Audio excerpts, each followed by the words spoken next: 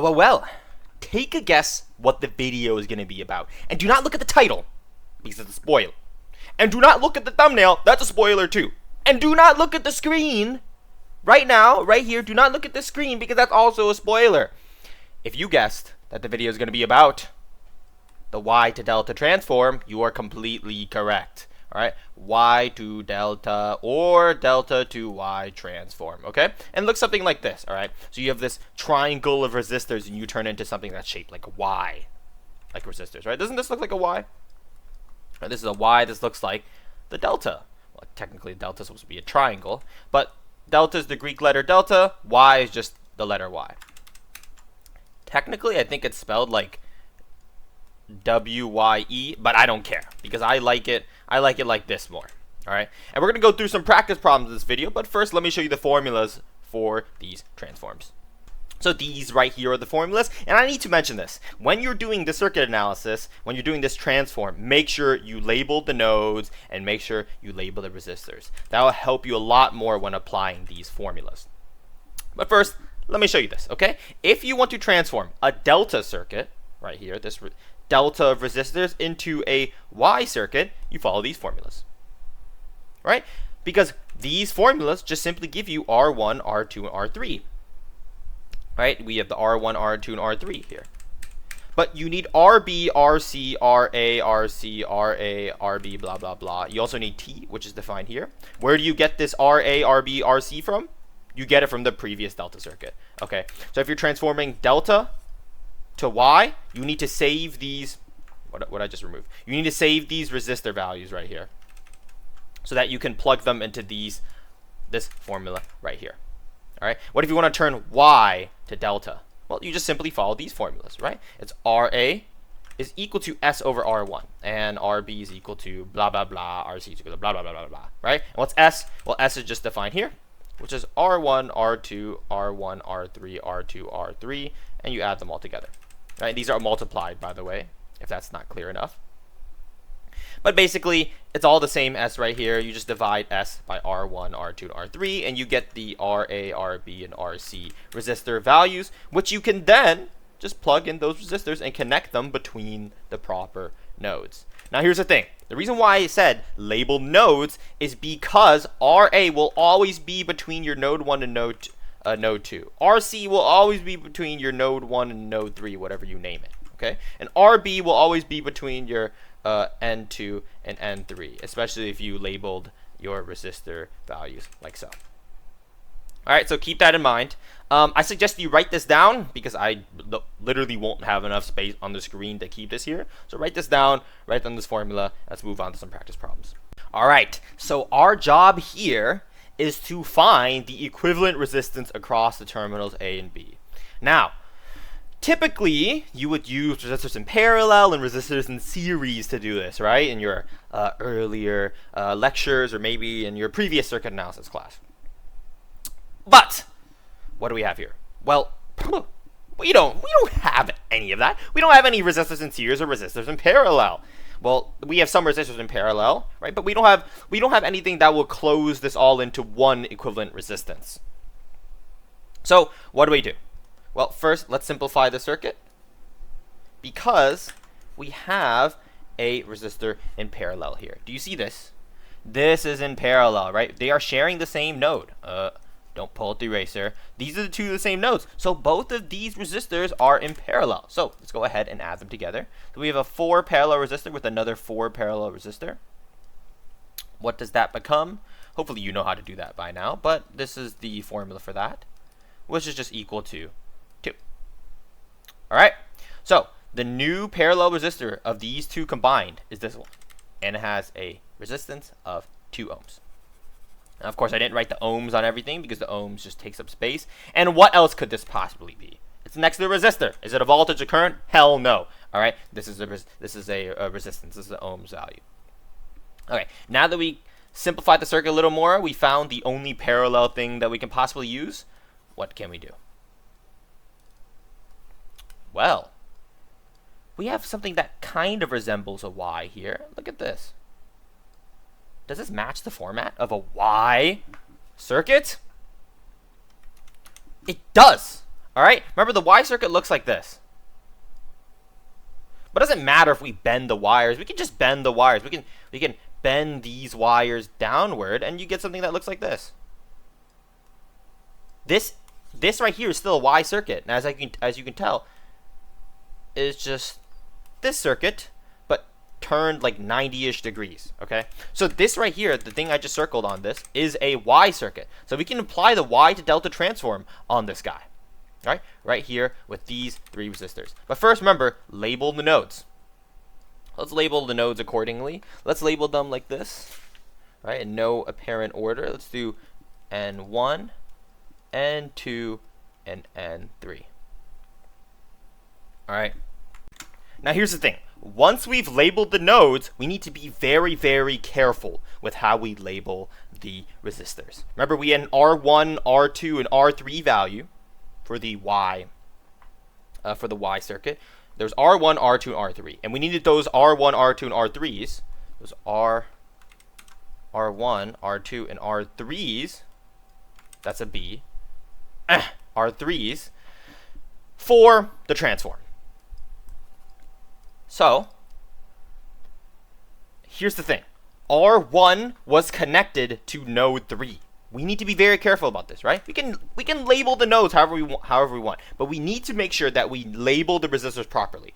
R1, what I labeled R1 was connected to N3. Look at the previous timestamp of this video with the formula introduction. Remember, R1 was connected to N3. So this right here is what we call R1. All right, because it's connected to the N3 node in this Y circuit right here.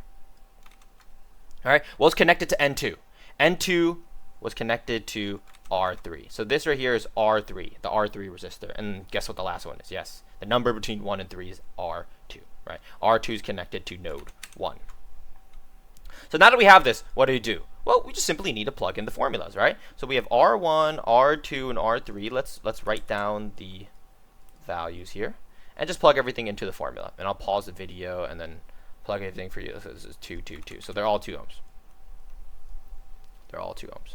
All right, and I'll give you RA, RB, and RC. Remember the formulas?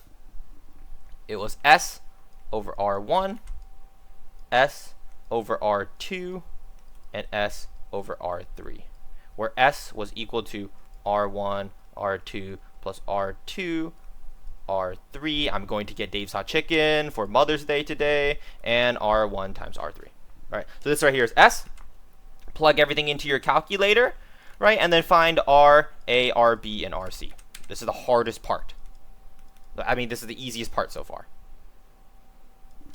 So if you follow the formulas properly, you should be able to get 6 ohms for R, A, R, B, and RC, which are the resistor values for the new delta circuit. Remember, we're transforming a Y circuit. Let's pick a different color. We're transforming a Y circuit. Ooh, okay, that does not look right. All right, we're transforming a Y circuit into a delta circuit. Okay, so what does a delta circuit look like? Looks something like this, right?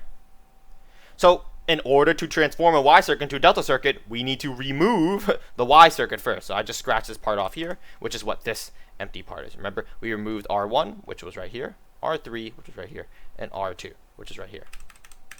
We scratched that, and we're going to make a new delta circuit. Remember, the delta circuit was just a resistor between N2, N3, and N1. Now, this is the important part. We need to watch out for this. Remember the labeling. RA, RB, and RC need to be in the proper nodes. Now, in the case, all the resistor values are the same, but I'm going to follow this procedure because it's important.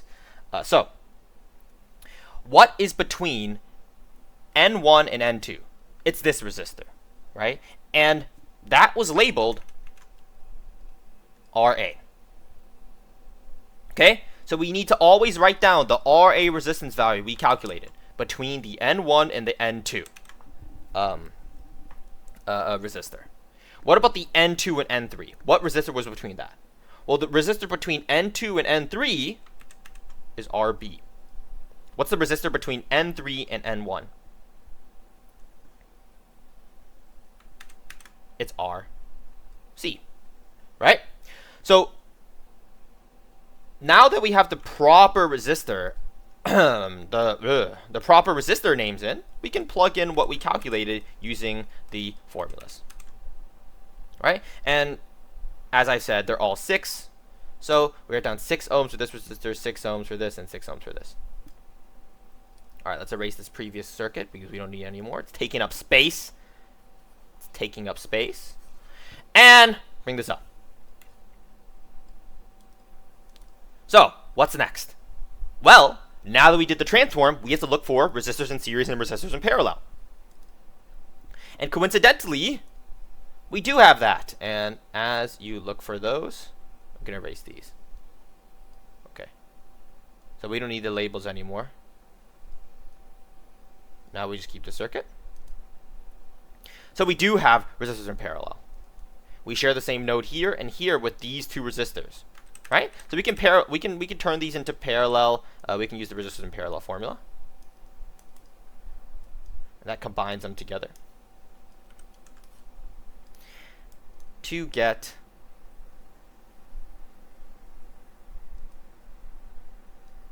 a circuit that looks like this.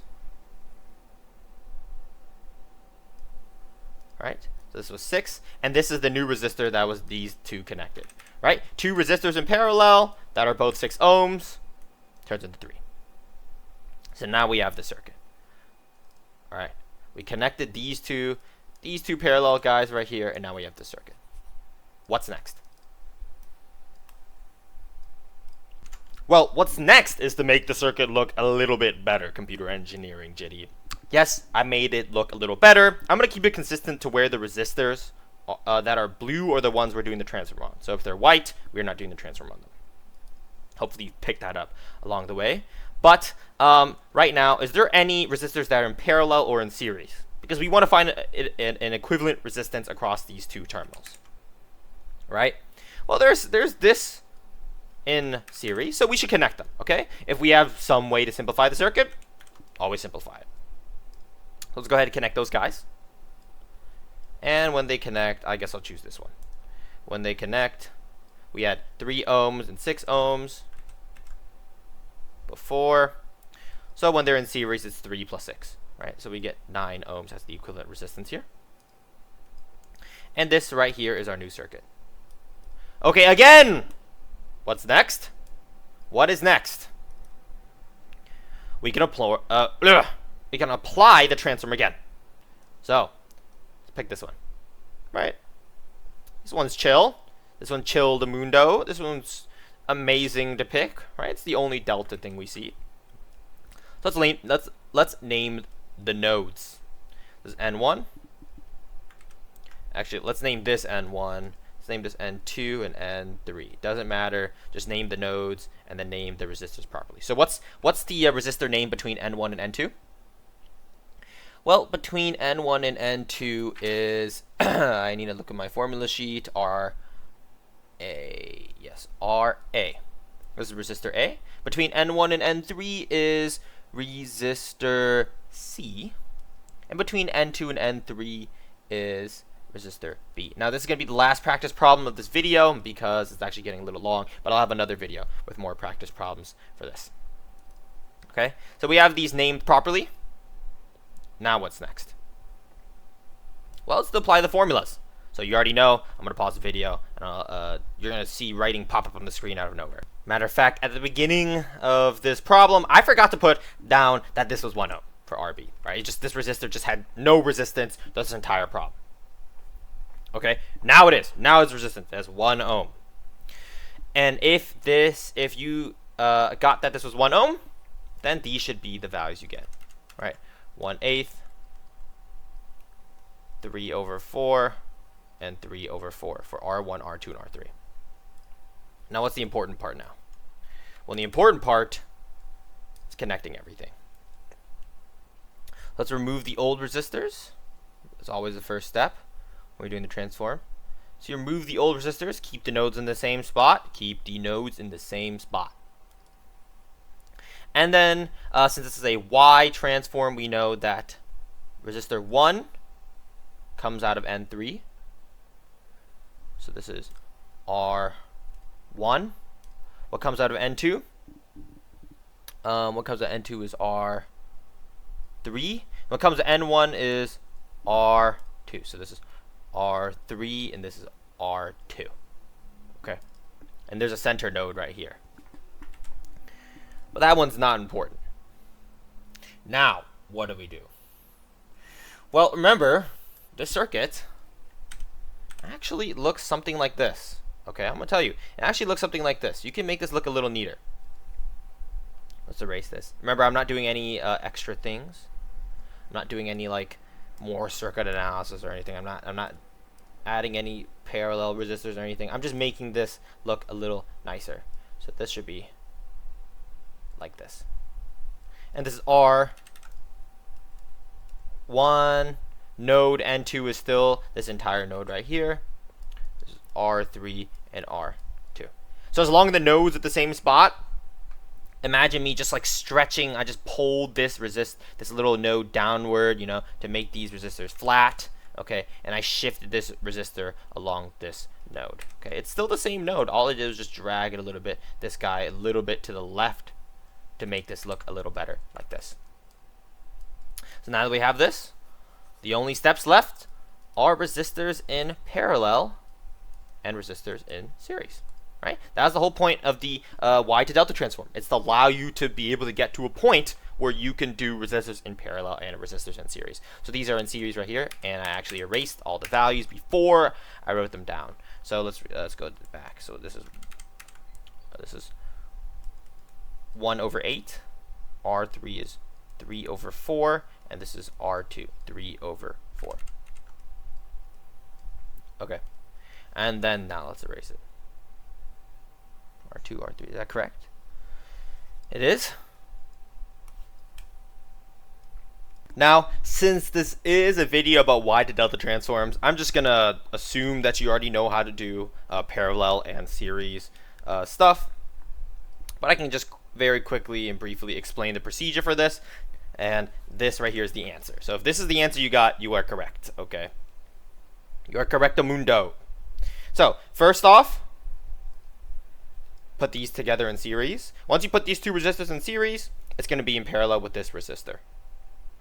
All right, and you already know what's next. Do the parallel resistor stuff between these two sections of resistors, and once you do that, everything will be in series after. And then you should be able to get 135/28 ohms, but as a decimal, it's 4.821. So I will make another video with more practice problems, 2 more practice problems to be precise. That link will be down in the description. So if you want to watch that and want more practice and more walkthrough, that's the perfect video to watch, because these Y to delta transforms, geez, they take a while. So if you have any questions, put it in the comment section. And if you found this video helpful, consider subscribing and liking the video. I'm going to go and eat some Dave's hot chicken.